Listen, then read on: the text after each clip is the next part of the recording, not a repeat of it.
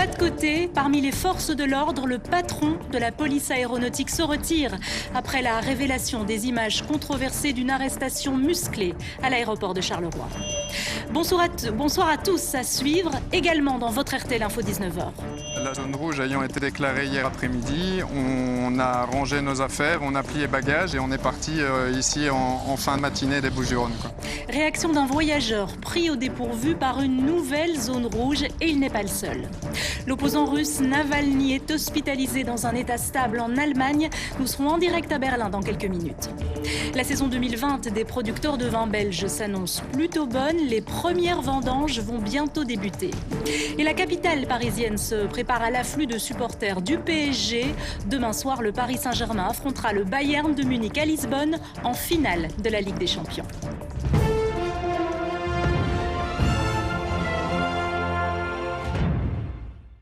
C'est le deuxième responsable policier à faire un pas de côté. Le patron de la police aéronautique, Danny Elst, se retire temporairement, tout comme le directeur général de la police fédérale il y a 2 jours. Ces décisions plutôt exceptionnelles font suite à la révélation dans la presse des images d'une intervention policière il y a 2 ans à l'aéroport de Charleroi. Arrestation qui s'était soldée par la mort d'un homme de 38 ans. Laura Van Lerberg, Emmanuel Talarico. Il était le chef de la police aéronautique et officier de service au moment des faits. Aujourd'hui, 2 ans après, le commissaire général décide de le mettre de côté temporairement en attendant les résultats de l'enquête. Une mesure d'ordre disciplinaire, nous communique la police fédérale. C'est un signal fort qui montre que la gravité des faits sont reconnus. Un signal fort aussi envers les si nombreux bons agents de police qui font leur travail et qui, je suis convaincue, ne peuvent accepter ce genre de comportement de la part de leurs collègues. Et 2 jours avant, c'était le directeur de la police fédérale qui s'était retiré. J'ai demandé que l'on interrompe temporairement mon mandat. Une décision qui fait suite à la divulgation de ces images. Joseph Chovanec, dans une cellule avec des agents de police, l'un exécutant un salut nazi, un autre mettant tout son poids sur la cage thoracique du passager. Mais la police fédérale précise, le retrait du chef de la police aéronautique ne signifie pas qu'il soit coupable. La décision est pourtant inhabituelle. Ça donne clairement l'impression qu'au niveau politique, on a demandé des têtes et qu'on est en train de les fournir. C'est assez pénible à voir. C'est très inhabituel. Voilà, maintenant, des gens qui font un pas de côté parce qu'ils estiment devoir le faire, parce qu'ils estiment pour mieux assurer leur défense, parfois ça arrive, mais c'est heureusement de manière exceptionnelle en effet. Dès lundi, Daniel sera réaffecté dans une fonction administrative. Le ministre de l'Intérieur n'a pas souhaité réagir à ce retrait. Sa réaction sera entendue mercredi prochain en commission de justice.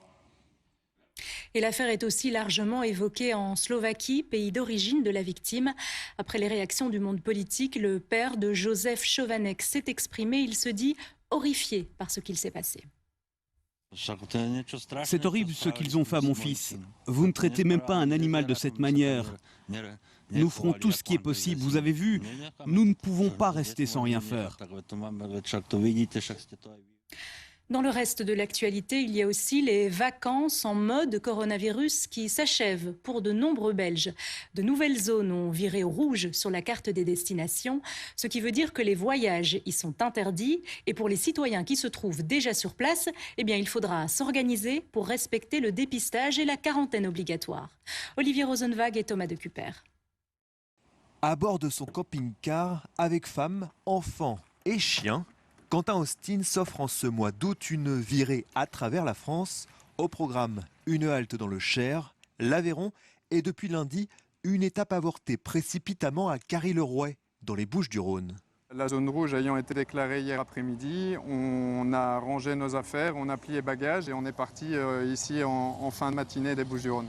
Quitter précipitamment une zone rouge pour éviter la quarantaine de 14 jours imposée par les autorités belges, stratégie non payante. Mais si vous avez séjourné dans une zone qui devient rouge, en fait elle est devenue rouge parce qu'on a vu circuler abondamment le virus et que ça atteint une limite qui est décrétée comme zone rouge.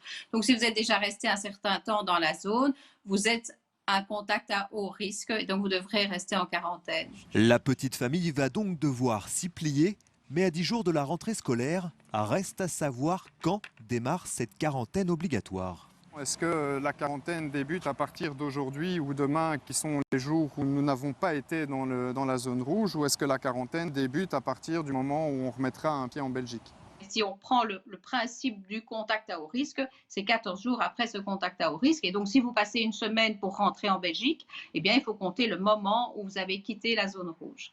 La quarantaine pour Quentin et sa famille démarre donc dès maintenant, de quoi retarder un peu moins que prévu la rentrée scolaire des enfants et lui permettre de savourer encore un peu ses vacances.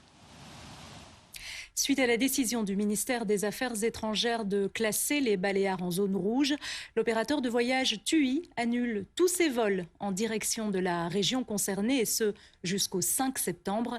Mais la compagnie organisera 25 vols pour ramener ses 3000 clients actuellement sur place. Écoutez Sarah Saussin, la porte-parole de TUI, elle est au micro de Gaëtan Lilon. Nous avons organisé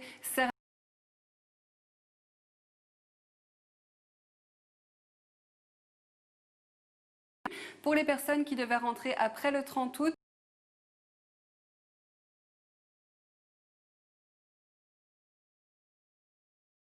Mis en place un total de 25 vols supplémentaires pour amener l'ensemble des compatriotes belges au pays. Et puis avec l'augmentation des contaminations à Bruxelles, il y a aussi d'autres destinations où les touristes belges ne sont plus les bienvenus. Et cette liste risque encore de s'allonger. Claire Carozone, Claire Sadzo avec Gaëtan Zanqueta. Au fil des jours, les Belges voient leurs possibilités de voyage se réduire. Nous ne sommes plus les bienvenus au Danemark et en Finlande. Pour ces pays, nous représentons un risque trop important de contamination. D'autres nous accueillent volontiers si nous montrons patte blanche. Si vous avez prévu une semaine à Mykonos ou à la découverte des ruines athéniennes, il faudra prouver que vous n'êtes pas porteur du coronavirus. La Grèce demande un test obligatoire, tout comme Chypre, l'Islande et la Lituanie. Vous avez un certificat médical ici avec l'attestation qui indique que vous avez fait le test et que vous êtes négatif. Vous veillez bien à ce que ce document-là corresponde aux demandes de l'État vers lequel vous vous rendez. Et à partir de là, vous pourrez passer la frontière avec, s'il y a un contrôle, la vérification, l'attestation que vous avez bien effectué ce test. Pour l'Islande et la Lituanie, il y a une condition supplémentaire, une quarantaine obligatoire à votre arrivée. 2 semaines de confinement, c'est aussi ce que demandent une dizaine d'autres pays, la Norvège, le Royaume-Uni, la Suisse. Et puis chez nos voisins les plus proches, la règle est encore plus précise, quarantaine obligatoire seulement si vous venez de la région bruxelloise ou de la province d'Anvers. Les mesures pour Anvers et Bruxelles sont liées au fait que, sur base des chiffres que nous connaissons ici Anvers à Bruxelles, l'Allemagne a considéré que ces 2 zones du pays devaient faire l'objet de mesures particulières, ce qui n'est pas le cas pour le reste du pays. Les autres pays européens, eux, nous accueillent à bras ouverts. Mais attention, n'oubliez pas que le blocage peut aussi venir de la Belgique. Ainsi, l'Espagne ne nous demande pas de compte, mais le gouvernement belge, lui, interdit de se rendre à Madrid, Barcelone ou encore en Navarre. Même chose pour certains territoires français, roumains, bulgares. Dans tous les cas, lorsque vous préparez votre voyage, vérifiez vos possibilités dans les 2 sens. Et n'oubliez pas que la situation peut toujours changer d'un jour à l'autre. Dans ce contexte de règles changeantes, les vacances en Belgique ont connu un certain succès. Pas encore de bilan officiel pour les campings wallons, mais ceux-ci constatent déjà une hausse moyenne de fréquentation de 20%. Illustration dans le camping communal de Rochefort avec Gauthier Falk et Steve Daman. Il n'y avait plus une place. C'était impressionnant. Hélène, employée au camping, n'a jamais vu ça. S'il y a le moindre souci, vous n'hésitez pas à passer. Ce week-end, il y a encore de la place, mais le reste du temps, c'était souvent complet. Et parmi les clients, de nombreux Belges, notamment ce couple flamand. Nous avons un motorhome, donc on a resté en Belgique cette année-ci pour des raisons qui sont claires. À cause du coronavirus, ils ne peuvent pas partir à l'étranger. Et au final, ils disent que tout compte fait, c'est pas mal non plus de visiter son propre pays. Il y a des régions qu'on connaît beaucoup moins bien que dans les pays voisins. Et donc, c'est un peu l'occasion de faire le tour de ces belles choses à visiter par chez nous. Cette famille originaire de Hatt, dans le Hainaut, est dans cette situation. Avec le mobilo, on est libre, on va où on veut. C'est un choix de rester cette année-ci plus en Belgique. bon, pour cette maladie, ce coronavirus bien sûr. Voilà, et faire vivre les Belges. Il y a beaucoup de gens et je peux me faire plein d'amis et tout. Tout bénéfice donc pour ce camping qui enregistre une année exceptionnelle, plus 40% de fréquentation. Les 200 emplacements étaient souvent remplis. On en est arrivé plusieurs week-ends sur la période ici de la saison 2020 à devoir refuser des gens qui n'avaient pas réservé. Parce qu'effectivement, ce n'était plus possible de les mettre sur les emplacements. Des campings où les mesures sanitaires étaient également d'application, mais visiblement, elles n'ont pas freiné les clients. Ce qui nous amène à la propagation du coronavirus en Belgique. Les nouvelles contaminations sont en baisse à l'échelle du pays, sauf à Bruxelles et dans le Brabant flamand. 509 contaminations en moyenne ont été détectées par jour entre les 12 et 18 août.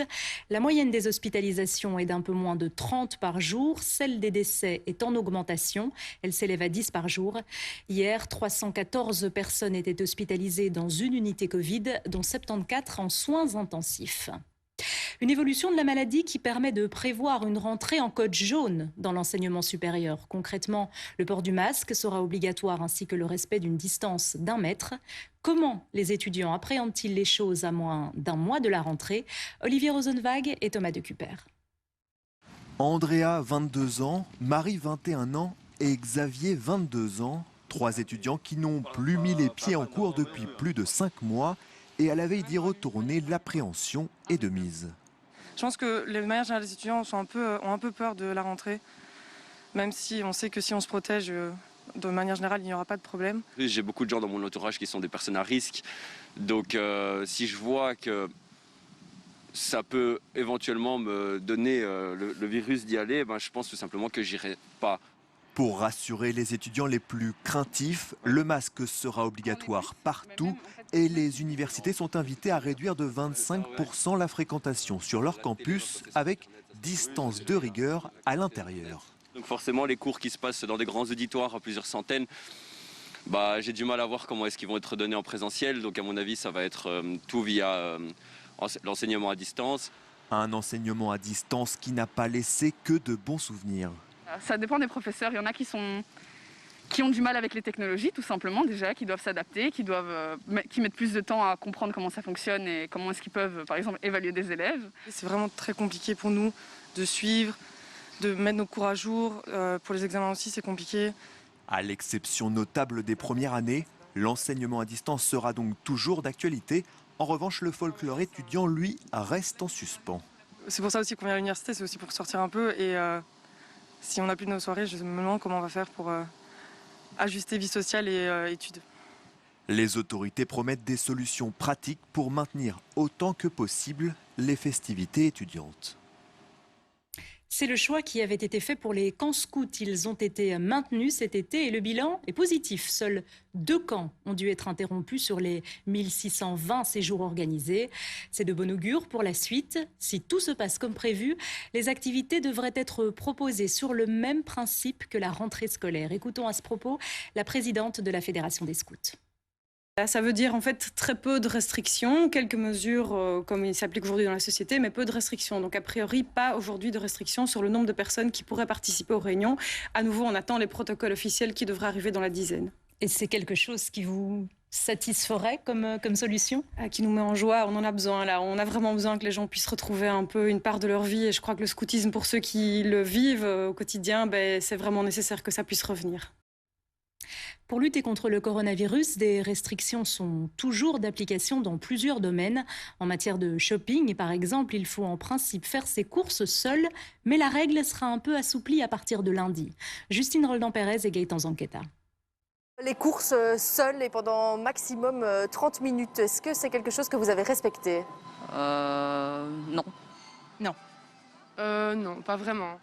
Une règle qui n'a pas vraiment été respectée, surtout lorsqu'il s'agit de shopping. Élodie vient aujourd'hui choisir sa robe de mariée. Impossible pour elle d'envisager d'être sans ses proches pour ce moment important. J'aurais pas pu faire ça toute seule, me donner mon propre avis, non. Je suis vraiment contente que la boutique a accepté. Après, bon, on aurait pu être 10, on ne l'est pas, mais voilà, c'est le principal, je ne suis pas toute seule. Pour les commerçants, difficile également de faire respecter cette mesure. On a fait notre maximum Mais il est vrai qu'acheter un bijou, quand monsieur vient avec madame, c'est compliqué que monsieur attende devant la porte et donne juste sa carte. Donc voilà, on s'est adapté, on a fait au mieux. Et c'est vrai qu'à partir de ce lundi, avec le changement de la règle, ça apportera quand même plus de facilité pour recevoir les clients dans les meilleures conditions. Même si certains contournent déjà la règle, à partir de lundi, les courses pourront à nouveau se faire à 2 adultes et durant une période non limitée, à 30 minutes. C'est une bonne chose, surtout que de toute façon, si j'ai bien compris, les commerces gardent la main pour pouvoir quand même limiter à une personne par famille dans leur magasin en cas de grande affluence. Je croyais que c'était aujourd'hui, d'ailleurs nous sommes de nouveau à 2. Oui, je crois que c'était déjà en route. Voilà, mais on va vite. Donc, et on a le masque tout le temps. On se sent un peu emprisonné, quoi. Voilà. Donc ça va faire du bien. Ça va faire du bien. Et la bulle de 5 personnes, c'est quand même un peu juste aussi. Hein. Si les règles s'assouplissent un peu à partir de lundi, les magasins restent toutefois libres d'adopter des mesures plus strictes. En bref, le coronavirus a déjà fait plus de 800 000 morts dans le monde et de nombreux pays font face à une recrudescence des nouvelles contaminations. L'Organisation mondiale de la santé dit espérer en terminer avec cette pandémie en moins de 2 ans. L'OMS qui préconise aussi le port du masque pour les enfants âgés de 12 ans et plus dans les mêmes conditions que les adultes. Dans la suite de votre RTL Info 19h, nous irons à Berlin. L'opposant russe Navalny y est désormais soigné pour ce que ses proches dénoncent comme une tentative d'empoisonnement. Aux États-Unis, un ancien policier qui a terrorisé la Californie des années 70 et 80, condamné à la prison à vie, il a commis 13 meurtres et des dizaines de viols. Et puis chez nous, les magasins de chaussures Brentano, dont la maison mère a fait faillite, étaient en liquidation ce samedi. Il y avait de très longues files devant les boutiques. À l'étranger, l'opposant russe Navalny est donc hospitalisé dans un état stable à Berlin. Ses proches sont persuadés qu'il a été empoisonné. Ils ont finalement reçu hier soir l'autorisation de le faire soigner en Allemagne. Emmanuel Dupont. Il est arrivé ce matin sous escorte à l'hôpital de la Charité à Berlin. Plongé dans le coma, Alexei Navalny a été transporté dans ce caisson équipé de respirateurs artificiels. C'est une organisation non gouvernementale qui a affrété un avion médicalisé. Avant de décoller de Sibérie, l'épouse de l'opposant russe a exprimé son soulagement et publié sur les réseaux sociaux des photos de son mari. Navalny est dans un état stable, mais inquiétant selon l'ONG qui a financé son transfert. Nous sommes heureux qu'il ait atterri ici, mais ce n'est pas gagné. Son état de santé est très inquiétant. Et selon les médecins, s'il n'y avait pas eu cet atterrissage d'urgence à Omsk, il serait vraisemblablement mort. Navalny était en route pour Moscou jeudi dernier quand il a été pris de malaise. L'avion a été contraint de se poser en Sibérie, où il a aussitôt été hospitalisé. Ses proches affirment que du poison a été versé dans son thé à l'aéroport. Il a fallu attendre 48 heures avant que les autorités russes décident de le transférer à l'étranger à la demande de la famille. Voulait-elle gagner du temps afin d'éliminer les traces de poison? C'est ce que pense le membre du groupe Pussy Riot, lui-même empoisonné en 2018. Nous sommes sûrs qu'on l'a fait patienter afin que les tests deviennent conformes à son transfert dans un pays étranger. Les examens qui seront effectués là-bas ne pourront donc pas compromettre la version officielle russe. Les médecins russes privilégient l'hypothèse d'un déséquilibre glucidique provoqué par une baisse du taux de sucre dans le sang. Un diagnostic rejeté par la famille et les proches qui accusent le Kremlin d'avoir voulu se débarrasser d'un des plus fervents opposants à Vladimir Poutine. À Berlin, nous retrouvons notre correspondant Léo Potier. En sait-on plus ce soir sur l'état de Navalny et est-ce encore possible de détecter des traces de contamination après 48 heures ? Bonsoir, ça fait maintenant 10 heures qu'Alexei Navalny a été admis à la Charité où je me trouve et l'hôpital a été clair. Les examens sont en cours et s'il y a une communication, ça sera demain à partir de dimanche, voire à partir de lundi. L'hôpital veut d'abord faire des examens, voir les résultats, informer la famille et puis ensuite il y aura une communication. Alors à votre question, est-ce que 48 heures après une possible contamination, un possible empoisonnement, les traces sont encore visibles? La réponse est oui dans le cas de Piotr Versilo, l'opposant russe que l'on a vu juste avant ce passage antenne, a été admis à la Charité 8 jours après les premiers symptômes. Et les médecins ont trouvé des traces, un groupe de substances, pour reprendre l'expression, qui n'avait rien à faire dans son sang. Il y a un nom à retenir ce soir, c'est le nom du docteur Karl Uwe Eckhard. C'est le chef de la médecine intensive et nul doute que l'expérience décisive de ce médecin avec Piotr Versilov va être décisive, en tout cas pour Alexei Navalny ce soir. Léo, ce n'est pas la première fois que cet hôpital allemand est sollicité pour traiter ce genre de patients. Ah oui, ça, la Charité, c'est le plus grand centre hospitalier de Berlin. 800 000 admissions par an, 290 professeurs. Les clients célèbres, il y en a, si j'ose dire. Angela Merkel, en 2014, pour une opération de la hanche. Le président fédéral allemand, Frank-Walter Steinmeier. Et puis, il y a aussi des étrangers, des Russes, des Saoudiens et des opposants politiques. Yulia Tymoshenko, en 2014, l'opposante ukrainienne était venue subir des examens. Piotr Versilo, que l'on a vu effectivement tout à l'heure, qui avait pu sortir de l'hôpital de la Charité quelques jours après son admission. Et puis, depuis ce matin, un certain Alexei Navalny, 44 ans, le combat pour sa vie ne commence que maintenant, fait savoir son entourage. Il reste, à l'heure où je vous parle, dans le coma, malgré un état stable. Léo Potier en direct de Berlin, merci à vous. Au Liban, la situation est toujours très compliquée. Le pays se reconfine face à la flambée de nouveaux cas de coronavirus. Les hôpitaux sont débordés non seulement par l'afflux de ces malades, mais aussi par les blessés de la terrible double explosion dans le port de Beyrouth le 4 août. Et parmi eux, de nombreux patients souffrant de blessures aux yeux. Loïc Parmentier. Qu'est-ce que tu veux, Sama? Elle veut retrouver son œil. Dans les bras de son père, Sama, une petite fille de 5 ans. Venu se réfugier de la guerre en Syrie, il pensait être en sécurité à Beyrouth. Mais tout a basculé le 4 août dernier, un peu avant 18 h.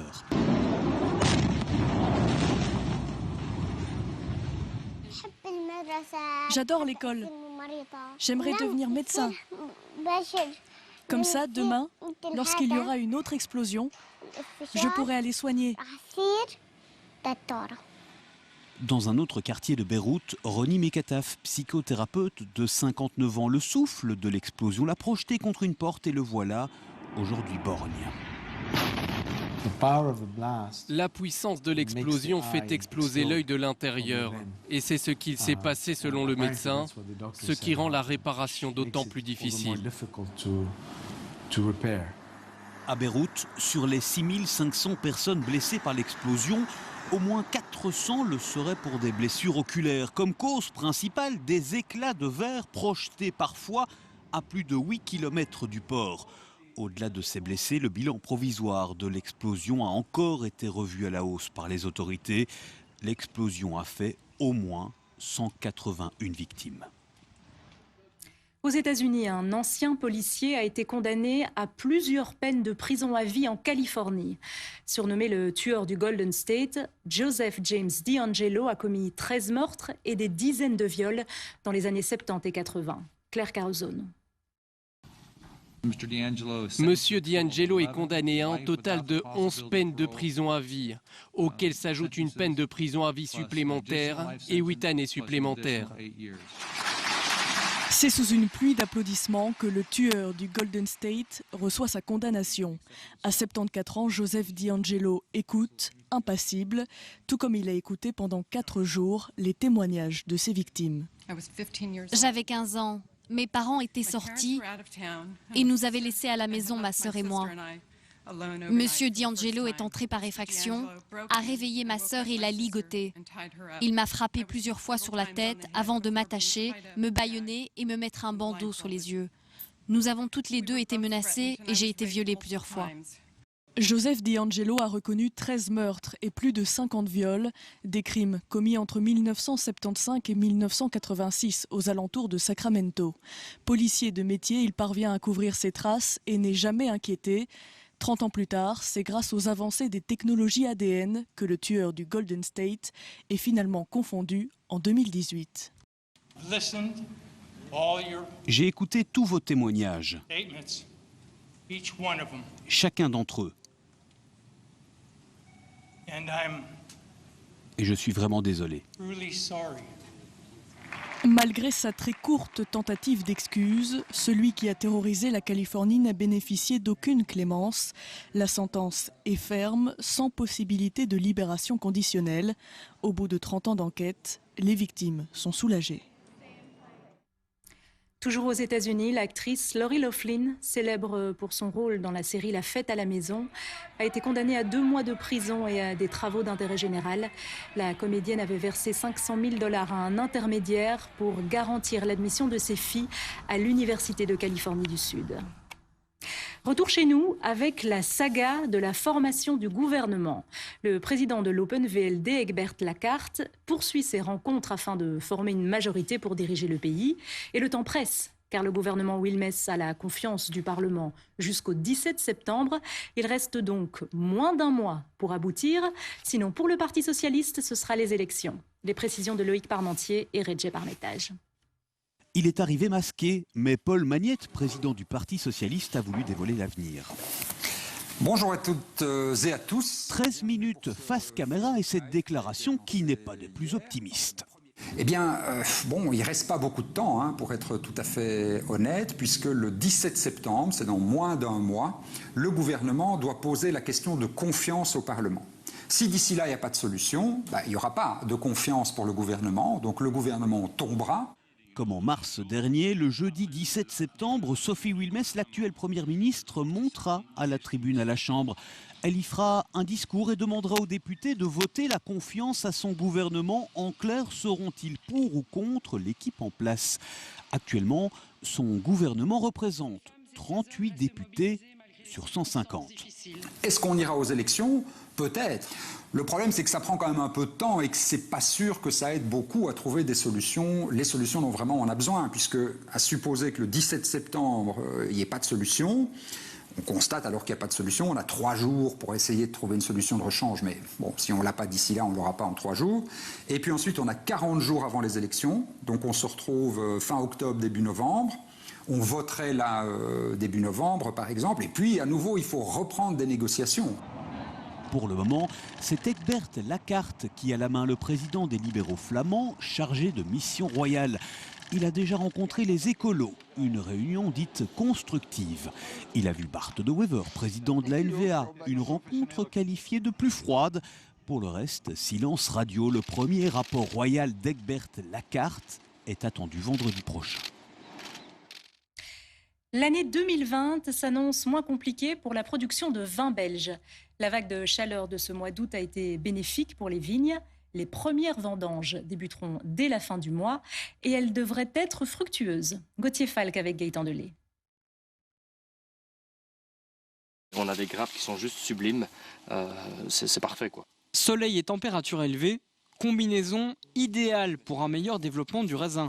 Ah oui, c'est une très bonne année. Hormis les gelées de printemps qu'on a eu en début de saison, tout le reste de la saison, ça a été superbe, donc c'est une très belle année. Dans ce domaine de 13 hectares, on vise les 80 000 bouteilles cette année, un chiffre élevé grâce aux conditions climatiques et particulièrement pour le vin rouge. Cette année, c'est l'occasion en 2020 de faire des rouges, je pense, qui vont être valables et tenir la route, parce qu'on a toutes les conditions qui sont réunies, on a quelque chose qui est très sain, on a quelque chose qui va forcément monter facilement en maturité, à 12,5, 13 d'alcool, je l'espère. À Bioul, autre domaine viticole de 12 hectares, le constat est le même. Magnifiques, ils sont magnifiques. J'attends qu'une seule chose, c'est de les récolter. Mais avant cela, il faut encore un peu de pluie. Alors le problème quand il n'y a pas d'eau, c'est que la maturité va s'arrêter. Parce que la vigne, elle va avoir un stress hydrique. Et donc comme n'importe quel être humain ou espèce vivante qui a un stress, c'est pas bon. Et donc on espère que les pluies arrivent petit à petit pour réhydrater tout de même la plante qui est fort sèche. Ici, on estime que les bonnes récoltes auront surtout un impact sur le goût du vin de l'année 2020. Mais avant de pouvoir le vérifier, il faudra encore attendre. C'est au goût, et à l'odeur qu'on détermine si un millésime est beau ou pas. Et c'est seulement dans la bouteille on va pouvoir décider si c'était en effet une belle année ou pas. Donc il faut attendre encore un peu. Ce sera vendu en 2021-2022. Grâce à cette vague de chaleur, les vendanges devraient en tout cas commencer une semaine plus tôt. Certaines déjà dans 2 semaines. Les magasins de chaussures Brantano sont en liquidation depuis ce matin. Résultat, de longues files d'attente se sont formées devant certaines boutiques de la marque. Une action qui n'a pas été organisée en toute sécurité, estiment les syndicats. Justine Roldan-Pérez avec Gaëtan Zanqueta. Avant même l'ouverture des portes ce matin, de longues files se sont formées devant une 60aine de magasins en liquidation suite à la faillite prononcée il y a une quinzaine de jours. Les réductions vont jusqu'à moins 75%. Les clients étaient prêts à tout pour profiter de cette offre. 3h30 pour rentrer dans le magasin. Donc on est arrivé, ça ouvre à 10h. Je suis arrivée à 10h et on est rentré à 13h30, plus 1h30 de file pour la caisse dans le magasin. Voilà, faut du courage, je suis crevée. Je ne referai plus, mais effectivement, ça vaut la peine pour toute la famille. On a tout pour l'année, donc voilà. Dans l'après-midi, les files étaient encore longues un peu partout, ce qui a parfois créé quelques tensions. Je suis désolé, il y a des couples là-bas, ils sont à deux, il y en a un qui peut payer et il y en a un autre qui peut sortir. Et non, vous êtes tous des bandes d'égoïstes. Tous des bandes d'égoïstes. Et dans ces longues files, pas toujours évident de respecter les règles sanitaires. C'est pas facile. Là, le respect de la distance, c'est pas évident. Surtout avec la fatigue, les gens font moins attention. Le magasin de Gilly a d'ailleurs dû faire appel à la police cet après-midi et fermer ses portes. Il y avait beaucoup trop de monde et les mesures n'étaient plus respectées. Cette liquidation, organisée par la maison de vente aux enchères Meuillerssohn, devrait encore durer quelques semaines. Et en parlant de consommation, depuis ce samedi, nous vivons en quelque sorte à crédit. L'humanité consomme plus de ressources naturelles que la Terre peut produire en une année. C'est ce qu'on appelle le jour du dépassement. Et il arrive cette année 3 semaines plus tard que d'habitude en raison de la pandémie de coronavirus. 3 semaines d'économie de ressources, est-ce significatif? Laura Van Lerberg avec Emmanuel Talarico. Des avions cloués au sol, des entreprises à l'arrêt, moins de circulation sur les routes ou encore une surexploitation des forêts moins importante, conséquence directe du confinement. Et l'impact sur notre planète n'est pas négligeable. L'empreinte globale écologique a diminué de 9%. Donc on a effectivement mis des entreprises à l'arrêt, moins d'émissions de CO2. On observe une diminution des émissions de CO2 de 15%, moins de déforestation aussi, moins 8% de déforestation. Et puis il y a eu tous les transports qui ont été mis à l'arrêt, qui ont aussi fait chuter cette empreinte écologique globale. Conséquence, le dépassement de la Terre, soit l'épuisement des ressources naturelles, arrive 3 semaines plus tard.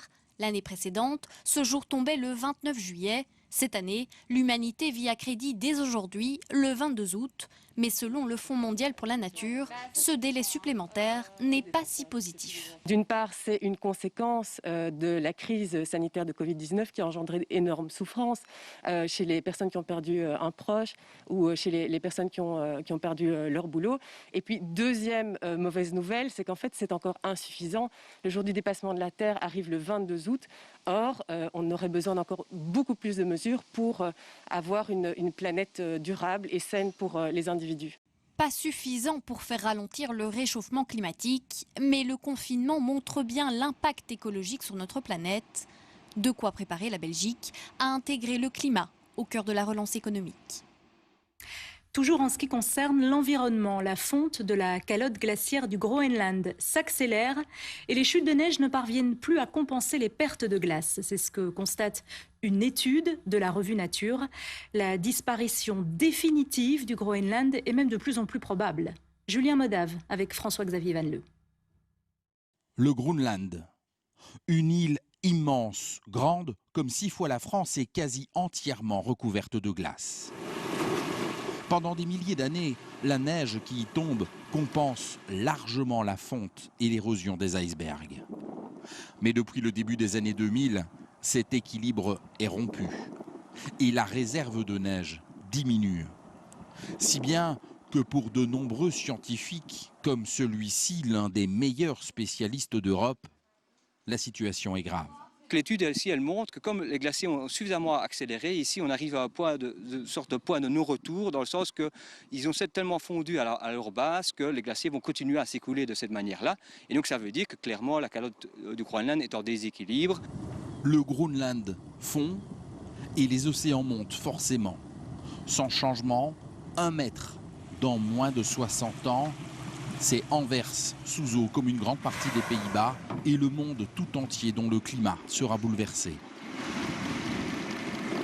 C'est quelque chose qui m'effraie parce que ça fait plusieurs années. Moi j'ai commencé ma thèse dans les années 2000 et depuis les années 2000, les scientifiques tirent la sonnette d'alarme et pour le moment il n'y a encore rien qui se fait, quoi.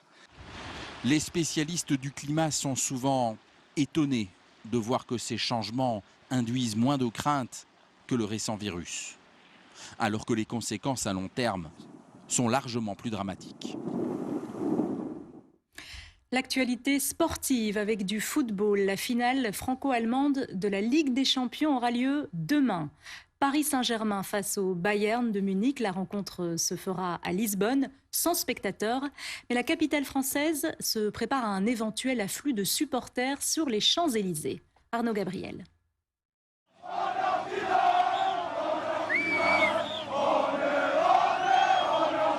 Quatre jours après ces scènes de liesse dans Paris, les Parisiens sont prêts à revivre un moment qualifié par certains d'historique. Devant la boutique officielle du Paris Saint-Germain, une file continue et des supporters confiants. On est à fond derrière notre équipe. On sait qu'on va affronter une belle équipe, mais on sait qu'on a aussi des très gros joueurs et on n'a rien à leur envier. Donc je pense qu'on a tout à fait nos chances et on est à fond derrière eux et je pense que demain sera pour nous, je pense. La finale n'a pas lieu sur le sol français. Pourtant, un dispositif de sécurité très particulier est prévu. Pendant la soirée, 17 stations de métro seront fermées et plus aucune circulation sur les Champs-Élysées autorisée. L'avenue est réservée aux piétons. De manière à ce que les gens puissent remplir l'espace en respectant les règles. On ne le fait de façon exceptionnelle, ce dispositif, que le 31 décembre. On ne l'avait jamais fait en dehors du 31 décembre. On va le faire ici, toujours dans cette logique de respect de la pandémie. 3000 policiers et gendarmes sont mobilisés. Objectif, éviter tout incident, mais aussi faire respecter les gestes barrières. Crise sanitaire oblige, 2000 masques vont être distribués. Les joueurs en personne s'adressent aux supporters. Bonjour les gars, c'est Thiago. On sait que dimanche sera une grande fête pour les supporters du PSG. Merci de respecter les gestes barrières en toutes circonstances. Du nord au sud, d'ouest en est, les Français suivent tout cela de très près. Et même à Marseille, la finale s'invite dans les discussions. PSG, nous on l'a, l'étoile. Voilà, à jamais les premiers. À jamais les premiers. Si ça avait été Lyon, j'aurais pu soutenir Lyon à la limite, mais le PSG, c'est impossible. C'est dans les gènes, c'est impossible. C'est pas. Depuis ma plus tendre enfance, on est éduqué à ne pas les aimer et ça continuera toujours. 5000 personnes seront présentes à l'intérieur du stade du Parc des Princes pour la retransmission de la rencontre. Analyse en plateau et rencontre à suivre sur RTL TVI demain soir dès 19h50 avec Anne Ruet et ses chroniqueurs. Toujours en football, la déception hier de Romelu Lukaku avec l'Inter Milan. Le Diable Rouge a marqué un but et il a aussi dévié un autre dans son propre camp. Finale de l'Europa League. Le FC Séville s'est imposé 3-2. Il a remporté le 16e titre de son histoire. Et en championnat de Belgique, Zulte Waregem s'est imposé face à Waasland Beveren, 4-1. En cyclisme, le départ du Tour de France sera donné dans une semaine depuis Nice, 107e édition aux couleurs du coronavirus. Pour assurer la sécurité de l'épreuve phare du calendrier cycliste, la direction a établi des règles très strictes, des mesures détaillées par Arnaud Gabriel et Guillaume Wills. Le Tour de France version 2020 ne ressemblera certainement pas à cela. Toutes les équipes ont reçu un document reprenant le protocole sanitaire de la Grande Boucle. À l'intérieur, des règles très strictes. Pendant la course, un cas positif d'un coureur ou d'un membre de l'encadrement entraînera le retrait de la personne concernée. 2 cas positifs dans une équipe en 7 jours entraîneront l'exclusion de l'équipe du Tour de France. Le médecin d'équipe endosse le rôle de juge. Ce n'est pas évident, il y a toujours une zone grise. Bien sûr, nous allons devoir prendre tous les facteurs en compte, examiner les coureurs, voir dans quelle semaine du Tour nous nous trouvons, quels symptômes il y a et voir s'il y a d'autres explications à ces symptômes. Le médecin ne doit pas uniquement suivre et monitorer la santé des coureurs. Il doit aussi le faire pour tout le staff, chauffeurs, mécaniciens. Un point sera réalisé quotidiennement à l'intérieur des équipes et chaque médecin devra signaler les problèmes éventuels à la cellule Covid. Un rôle pas si simple. C'est en effet une sérieuse responsabilité, mais je me suis déjà dit que si je dois prendre une décision et dire « ce n'est pas OK pour prendre le départ », alors je vais bien évidemment justifier cette décision auprès du manager et du directeur sportif. Et je sais qu'à ce moment-là, ils me suivront et je pense que c'est le plus important. Je dois être à l'aise dans mes souliers. Pendant le tour, tous les membres des équipes devront subir un test par voie nasale lors des 2 journées de repos prévues le 7 et le 14 septembre. 176 coureurs participeront au Tour 2020, dont le départ sera donné à Nice samedi prochain. Une vente aux enchères un peu particulière, celle d'une paire de lunettes ayant appartenu à Gandhi. Elle est partie à 288 000 €. Le héros de la non-violence donnait souvent d'anciennes paires de lunettes à des personnes qui l'avaient aidé. Celle-ci avait été reçue par l'oncle du vendeur dans les années 20. On se quitte avec l'une des informations du jour, le pas de côté temporaire du patron de la police aéronautique. Une décision qui intervient après le retrait du directeur général de la police fédérale. Mesure liée à la diffusion des images d'une arrestation qui s'est soldée par la mort d'un homme de 38 ans. Les développements sont à suivre sur notre application RTL Info. C'est la fin de cette édition. Merci de nous suivre. Tout de suite, les prévisions météo de David Dehaenaut. Belle soirée avec nous. À demain, 13h. RTL Info continue en radio, sur Internet et sur les applications mobiles.